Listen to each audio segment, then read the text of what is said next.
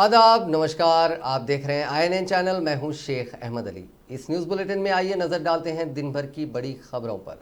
शहर हैदराबाद को सैलाब से मुस्तकिल तौर पर निजात दिलाने के लिए इंस्टीट्यूट ऑफ इंजीनियर्स इंडिया के इंजीनियर्स और माहिरीन ने हुकूमत को कई तजावीज़ और मशवरे दिए हैं।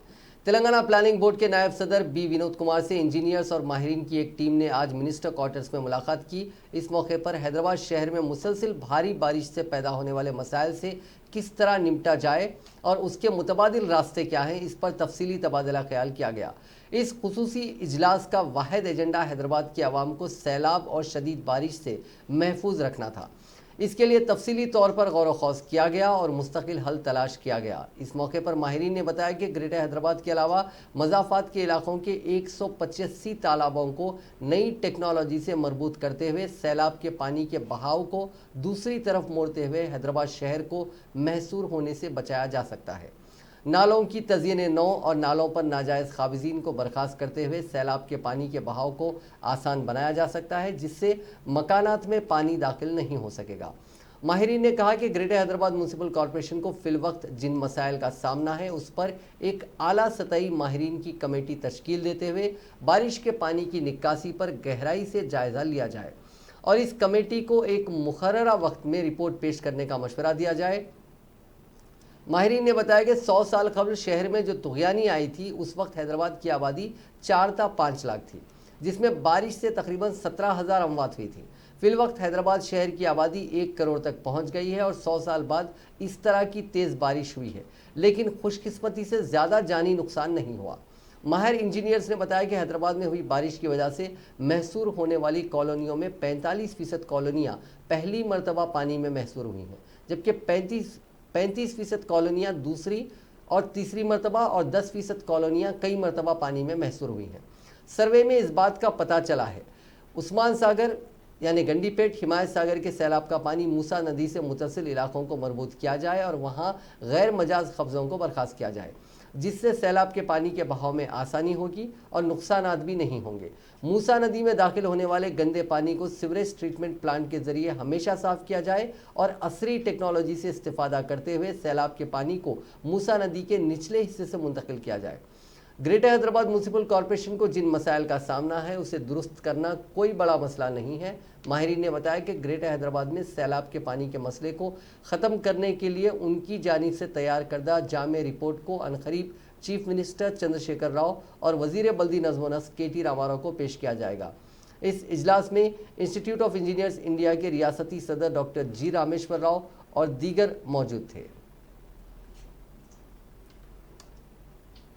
शहर हैदराबाद में हालिया अरसे में हुई तूफ़ानी बारिश और सैलाब के सबब जगह जगह पानी के जमा होने की वजह से मच्छरों की अफजाइश का इम्कान है, जिसकी वजह से बड़े पैमाने पर मौसमी और वबाई बीमारियों के फैलने का ख़तरा है। इसी के पेश नज़र GHMC कमिश्नर लोकेश कुमार ने एक खुसूसी मुहिम का ऐलान किया है। उन्होंने कहा कि इंसदाद लार्वा के एक हिस्से के तौर पर शहर के तालाबों और पानी के ज़खायर में मच्छरों की अफजाइश को रोकने के लिए ड्रोन्स के ज़रिए मच्छर कुश अद्वियात का छिड़काव किया जा रहा है और इसी के तहत आज श्रीलिंगमपल्ली तालाब में ड्रोन के जरिए मच्छर कुश अद्वियात का छिड़काव किया गया। दुनिया भर में कोरोना वायरस से मुतासरीन की तादाद आज 4,25,84,296 हो गई है, जबकि इस मोजी वायरस से अब तक 11,50,769 अफराद की मौत हो गई है। हिंदुस्तान में कोविड-19 के मुतासरीन का आंकड़ा 78,14,682 हो गया है, जबकि 1,17,956 अफराद हलाक हो चुके हैं।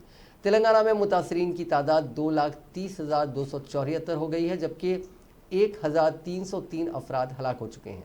तेलंगाना में जुमे के रोज़ 1273 नए मामला सामने आए थे और 5 अफराद की मौत हुई। रियासत में फ़िलहाल 19,937 कोविड-19 मरीजों का इलाज चल रहा है। वज़ीर सेहत ईटला राजेंद्र ने कहा है कि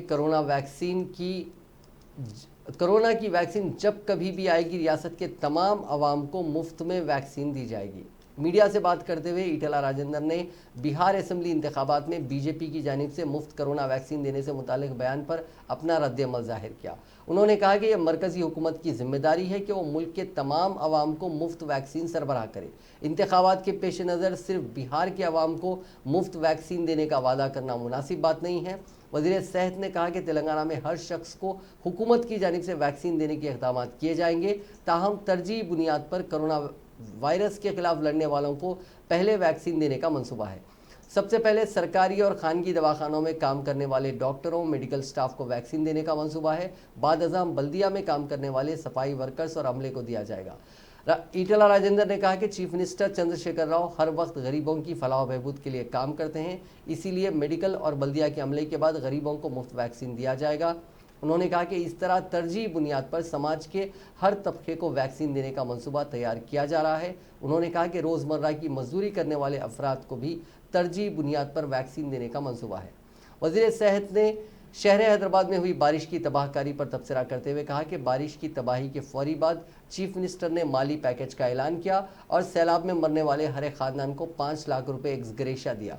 इसके अलावा बारिश से नुकसान होने वाले खानदानों में फीकस 10,000 रुपये की रकम फौरी असर के साथ तकसीम की गई। फूलों के त्यौहार बतकम्मा का तेलंगाना भर में जोशो खरोश के साथ आगाज़ हुआ। ये त्यौहार हमेशा तेलंगाना की सकाफती तहजीब का अटूट हिस्सा रहा है। ये 9 रोज़ा त्यौहार ख़वातीन की जानिब से बड़े पैमाने पर जोशो खरोश के साथ मनाया जाता है। तेलुगु लफ्ज़ बत्तू को यानी ज़िंदगी और अमा यानी माँ, इन दोनों को मिलाकर इसको बतकम्मा का नाम दिया गया है। इस त्यौहार के मौके पर ख़वातीन और लड़कियाँ थाल में फूलों को सजाती हैं। इस थाल में थोड़ी सी हल्दी भी डाली जाती है और ख़वातीन इसके अतराफ घूमते हुए तालियां बजाकर बतकम्मा का गीत गाती हैं। गुरूब आफ्ताब से पहले इन फूलों को पानी में बहा दिया जाता है।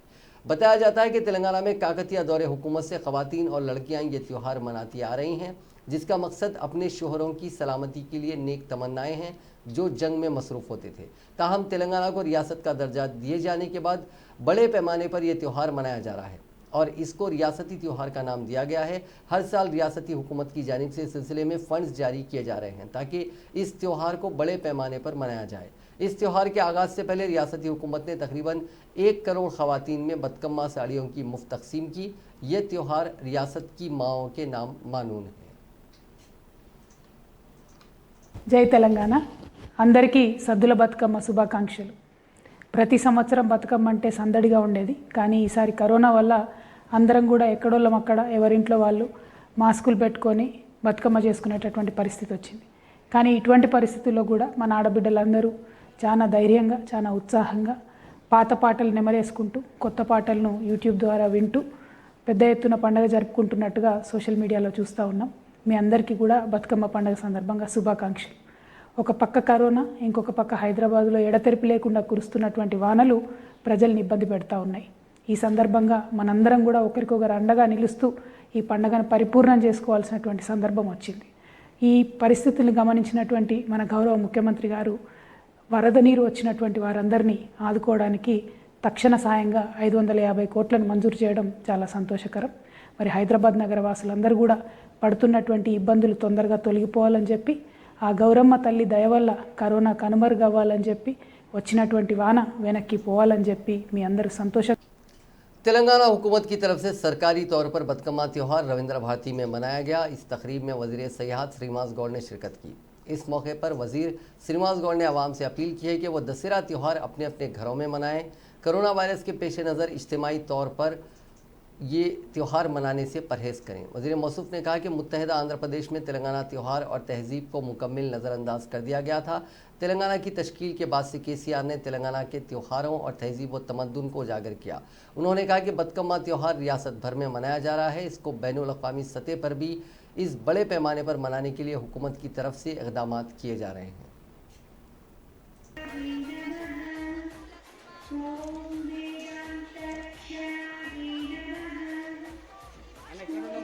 అందరూ ఇక్కడ ఉన్నాడు ఎవరు ఉన్నాను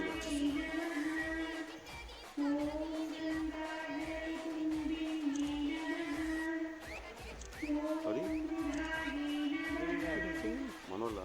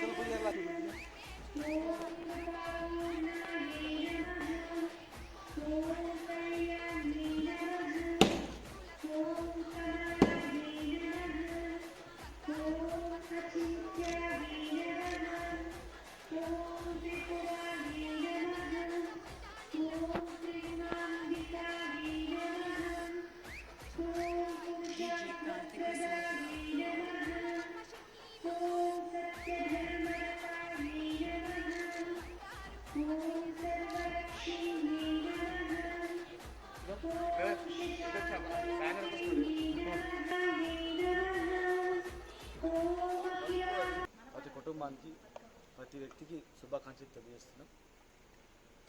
రాష్ట్రం ఏర్పడక ముందు తెలంగాణ ఉద్యమంలో కూడా ఈ బతుకమ్మ పండుగను మమేకం చేసి ఆ రోజు మరి ఈరోజు గుర్తు చేసుకోవాల్సిన అవసరం ఉంది. తెలంగాణ జాగృతి ఆధ్వర్యంలో దేశాల విదేశాలు కూడా జరుపుకొని హైదరాబాద్ కేంద్రం కూడా పెద్ద ఎత్తున లక్షలాది మంది మహిళలతో మరి బతుకమ్మ పండుగను చేసి తెలంగాణ రాష్ట్రం రావాలి అని మొక్కినటువంటి సందర్భం. ఒక 20 సంవత్సరాల క్రితం అసలు ఇక్కడ పండుగలు కానీ, ఇక్కడ తిండి కానీ, ఇక్కడ సంస్కృతి సాంప్రదాయాలు కానీ, మాటలు కానీ, యాసను కానీ సినిమాలలో కూడా వక్రీకరించి మాట్లాడిన సందర్భం. మరి కేసీఆర్ గారి నాయకత్వం ఉద్యమం ముట్టుకొచ్చిన తర్వాత మేమందరం కూడా ఆయన నాయకత్వంలో కొట్లాడిన తర్వాత మరి రాష్ట్ర प्याज हर घर के बावर्ची खाने की ज़रूरत होती है, लेकिन इसके दाम बढ़ने से घर चलाने का बजट बढ़ गया है। ऐसे में आम लोग ज़्यादा मुतासिर हो रहे हैं। हैदराबाद के बाज़ारों में प्याज की कमी और तलब में इजाफा मौसमी सूरत हाल से यहाँ के बाज़ार बेइतदाली के शिकार हो रहे हैं। प्याज के बगैर सालन का तस्वुर भी महाल है और सालन के बगैर पकवान मुकम्मल नहीं है। प्याज काटने से आँख से आंसू निकलते हैं, लेकिन अब प्याज के दाम सुनकर ही आँख से आंसू निकल रहे हैं। बाज़ारों में प्याज की कीमतें गुज़िश्ता 2.5 बरस में सबसे ज़्यादा हो गई हैं। अच्छे मियार की प्याज की कीमत 100 से 110 रुपये तक पहुंच गई है। गैर मियारी प्याज की औसत कीमत 60 से 70 रुपये फ़ी किलो दर्ज की गई है। शहर हैदराबाद की प्याज की सबसे बड़ी थोक मार्केट महबूबगंज मलकपेट में प्याज के लोड के साथ आने वाली लॉरियों की तादाद में काफ़ी कमी हो गई है। हैदराबाद और तेलंगाना के अजला में प्याज की बड़ी तादाद महाराष्ट्र से आती है। मुल्क में सबसे ज़्यादा प्याज महाराष्ट्र में ही होती है। ताहम हालिया बारिश की वजह से इसकी फसल को नुकसान पहुंचा, जिसके नतीजे में प्याज की आमद में कमी हो गई। शहर हैदराबाद के रिटेल बाज़ारों में प्याज की कीमतों में इजाफा दर्ज किया गया है। एक तरफ मौसम की सूरत हाल तो दूसरी तरफ पैदावार में कमी के साथ साथ तलब में इजाफा हुआ है। इस कारोबार से मुंसलिक अफराद का कहना है कि आइंदा 2 माह में नई फसल के इंतज़ार तक उसकी कीमतों में इजाफा बरकरार रहेगा। कीमतों में इजाफे को देखते हुए आवाम अपनी जेब की गुंजाइश व ज़रूरियात की हद तक ही ख़रीदारी कर रहे हैं। आम आदमी का कहना है कि प्याज की कीमत में इजाफे ने जहां उनके लिए मुश्किल खड़ी कर दी है, वहीं प्याज के बड़े ख़रीदार पर भी इन बढ़ती कीमतों से परेशान हैं। प्याज फरोख्त करने वालों ने कहा कि करनूल में बारिश से प्याज के ख़राब हुई है और साइज़ में भी कमी हुई है।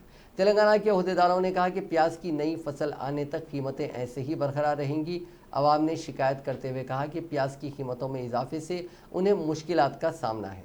कीमतों में हद दर्जा इजाफे की वजह से जहां एक तरफ तमाम परेशान हैं, वहीं ख़ास तौर पर मुतवस्सो और गरीब तबका प्याज खरीदने के लिए सोचने पर मजबूर हो चुका है।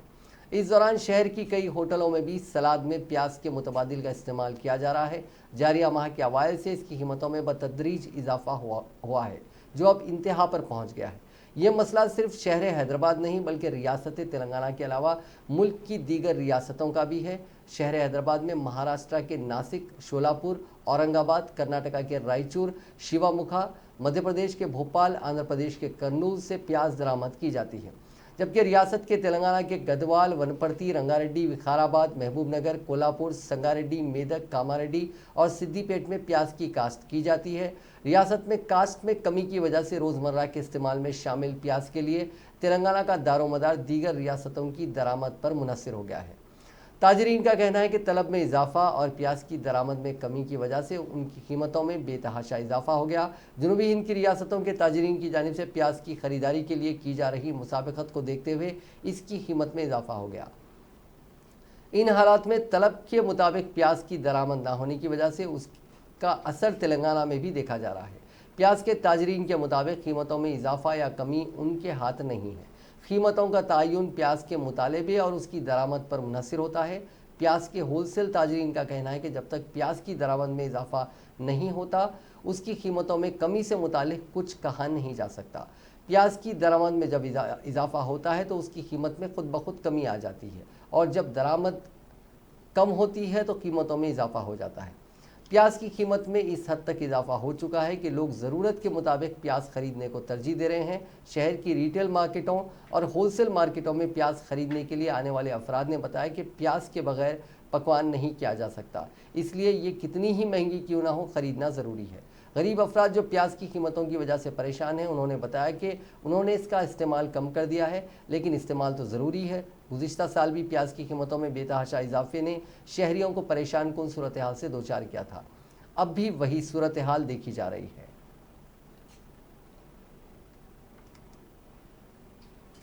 रियासती हुकूमत ने प्याज की कीमतों में अचानक इजाफे के पेश नज़र शहर के रैतू बाजारों में 35 रुपये फ़ी किलो प्याज फरोख्त करने का ऐलान किया है। वज़ीर ज़राअत और मार्केटिंग निरंजन रेड्डी ने मार्केटिंग डिपार्टमेंट के अहदेदारों को हिदायत दी कि वह हैदराबाद शहर के 11 रैतू बाजारों में 35 रुपये किलो प्याज फरोख्त करने के इंतजाम करें। कोई भी शख्स अपना शनाख्ती कार्ड बताकर प्याज खरीद सकता है। शहर में अच्छे मियार की प्याज की कीमत 110 रुपये तक पहुंच गई है, जबकि गैर मियारी प्याज की औसत कीमत 70 रुपये फ़ी किलो दर्ज की गई है।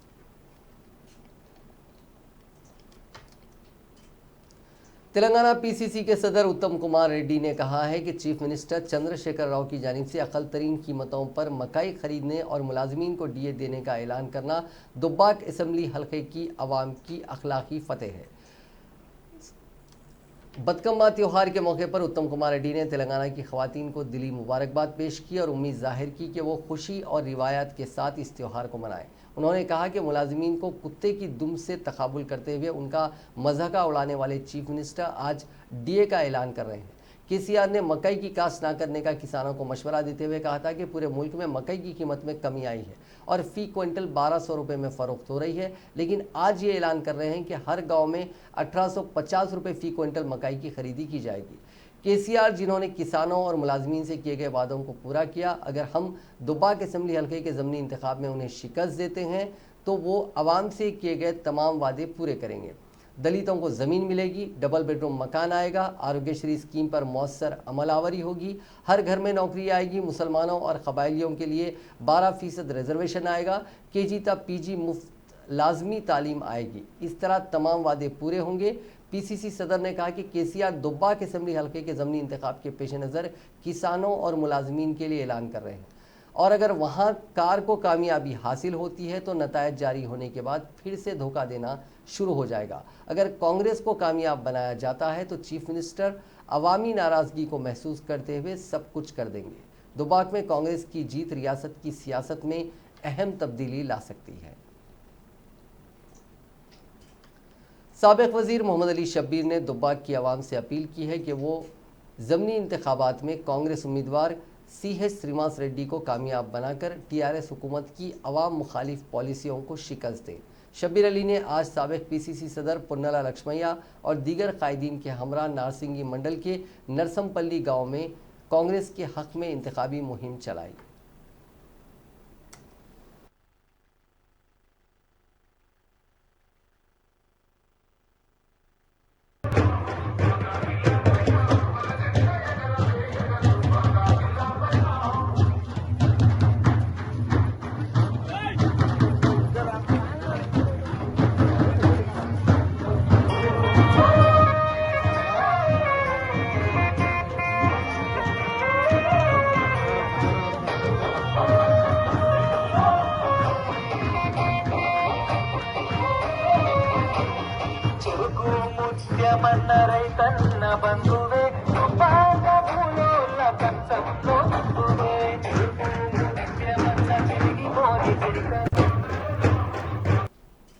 साबिक रुकन पार्लियामेंट मधु याशकी गौर ने कहा है कि महकमे मौसमियात की इत्तलात को हुकूमत की जानिब से नज़रअंदाज करने की वजह से इतने बड़े पैमाने पर नुकसानात हुए हैं। मीडिया से बात करते हुए उन्होंने कहा कि नशीबी इलाकों में मकानात ज़ेर-ए-आब आ चुके हैं और फसलें तबाह हो गईं। इतना सब कुछ होने के बाद भी प्रगति भवन के बाहर कदम ना रखना अफसोस की बात है। उन्होंने कहा कि कितना नुकसान हुआ है, कितने मकान मुनहदिम हुए हैं, कितने अफराद हलाक हुए हैं, अब तक साइंटिफिक तरीके से सर्वे नहीं किया गया और इन बातों का पता नहीं चलाया गया।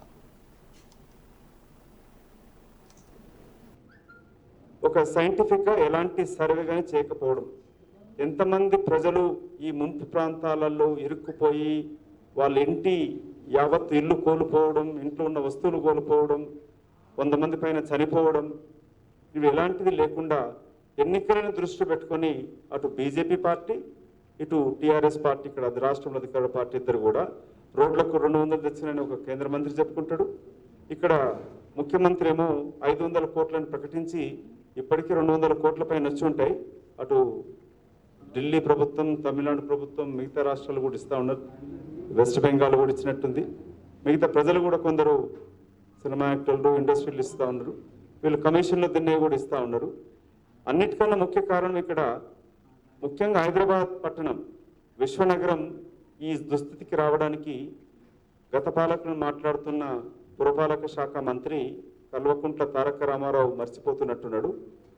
జిహెచ్ఎంసీ నిధులు కూడా టీఆర్ఎస్ పార్టీ తెలంగాణ రాకముందు మాత్రం मिशन तेलंगाना। कुल हिंद कांग्रेस कमेटी के तर्जुमान दासजू श्रावण ने कहा है कि मरकजी टीम ने साइंटिफिक तरीके से सर्वे नहीं किया। मीडिया से बात करते हुए उन्होंने कहा कि इतने बड़े इलाके का जायजा लेने के लिए सिर्फ 2 दिन का वक्त नाकाफी है। उन्होंने कहा कि मुतासरा अफराद के साथ धोखाधड़ी की गई है। जीएचएमसी के ओहदेदारों ने ड्रामा करते हुए मरकजी टीम को गलत इतलात फराहम की। समझकर जो है सो अच्छा कंपनसेशन देने वाला है बोल के हमने सोचा था और हमने बहुत खुशी से उनका स्वागत भी किया था।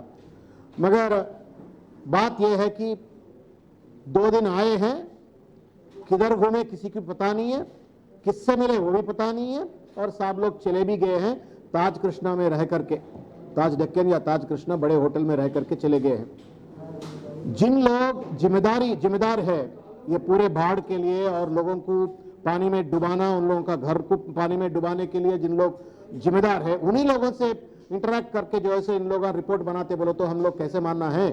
आज तेलंगाना में ऐसी एक माहौल है, शायद हिंदुस्तान में या दुनिया में कहीं भी ऐसा कोई नेता नहीं होता जिनके लोग, जिनके आवाम जब इतना परेशानी में पानी में डूब के मर रहे हैं, लाखों एकड़ का क्रॉप्स पूरे खराब हो गए हैं, उन जो है सो घर में बैठ के, उनके घर में बैठ के जो है सो आंकड़े बना के इतना नष्ट हुआ उतना नष्ट हुआ बोल के एक झूठी आंकड़ा बनाता है। उनके नीचे जो ऑफिसर्स रहते हैं और उन जैसे लोगों से मिलकर ये सेंट्रल कमेटी कैसी रिपोर्ट बनाते हैं और कैसे लोगों को जस्टिस देते हैं, हमारी तरफ से एक अनुमान है हमारे को। दूसरी बात यह है, हमारी डिमांड यह है कि 25 लाख रुपए जो है सो हर मर गए सो आदमी को देना चाहिए, और 5 लाख रुपए जो है सो हर घर जो खराब हो गया, पूरा डूब गया, पूरा कोलैप्स हो गया, उनको जो है सो 5 लाख रुपए देना चाहिए। 2 लाख रुपए जो है सो पार्शियली जो घर डैमेज हुआ उनको देना चाहिए। वैसा हमारे तरफ से, कांग्रेस पार्टी की तरफ से एक डिसीजन लिए थे क्या डिमांड सामने लाना बोल के, वो सब चीजों को जोड़ते हुए जो है सो हमने एक लेटर लिखे हैं सेंट्रल कमेटी को। ये आपके द्वारा हम बताना चाहते हैं, ये ईमेल के जरिए उन लोगों को भेजना चाहते हैं और भेजते भी आपका ये बयान होने के बाद में। और दूसरी बात ये है कि 10,000 रुपए देते बोल के बयान दिए थे, आप सबको भी मालूम है, मगर आज टीआरएस, वो गवर्नमेंट का पैसा है, टीआरएस का। कौमी किसान सेल के नायब सदर कोडंडा रेड्डी ने कहा है कि हुकूमत की दूरअंदेशी न होने की वजह से बड़े पैमाने पर बारिश से नुकसान हुआ। मीडिया से बात करते हुए उन्होंने कहा कि मरकजी टीम को नुकसानात पर मबनी एक रिपोर्ट मकतूब की शक्ल में दी गई है। उन्होंने कहा कि मरकजी और रियासती हुकूमत राहत के कामों को लेकर संजीदा नहीं है। नुकसान होता तो इसलिए Congress party, all India Congress party, यहाँ तेलंगाना प्रदेश में कांग्रेस पार्टी, इसको हम कतई ये एक्ट्स को नहीं मानते हुए, कांग्रेस पार्टी सोनिया गांधी ने बीजेपी पार्टी को एक सुझाव दिया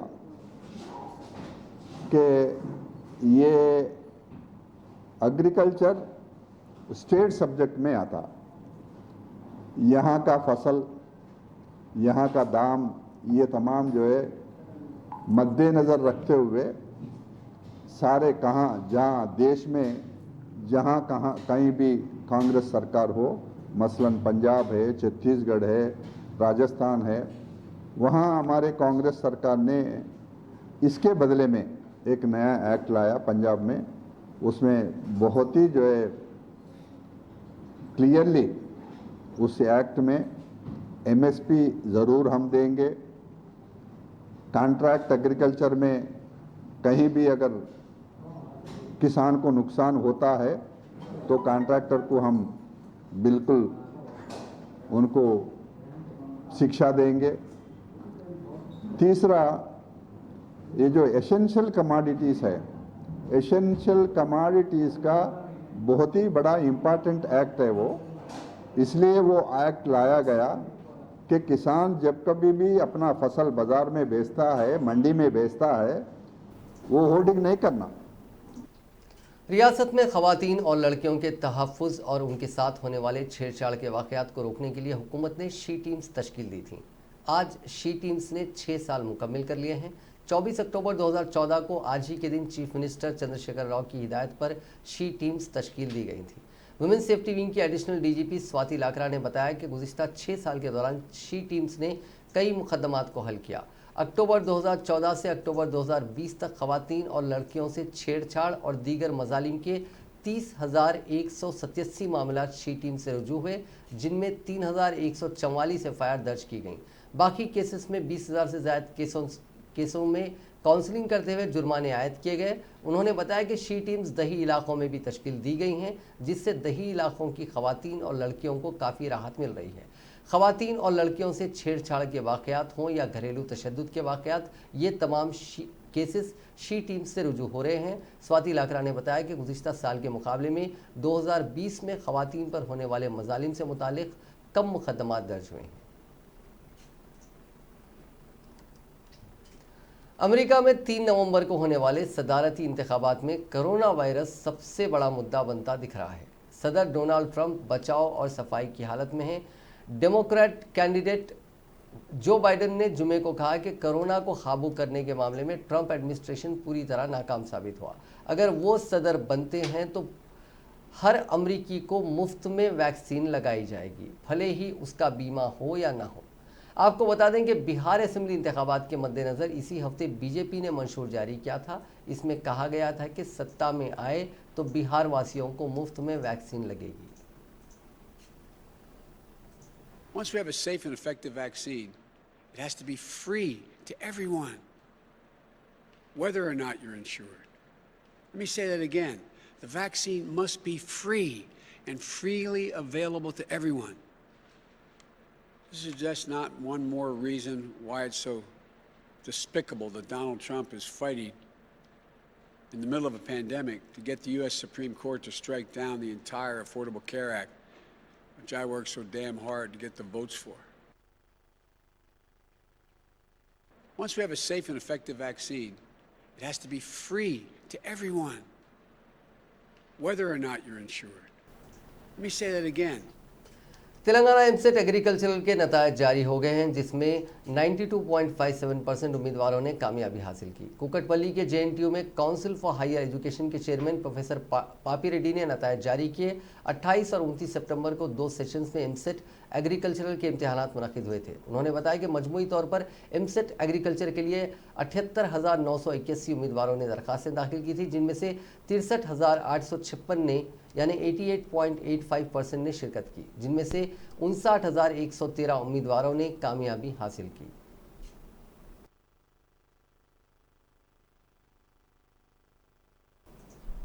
नाजरीन, इस न्यूज़ बुलेटिन में बस इतना ही। देखते रहिए INN चैनल।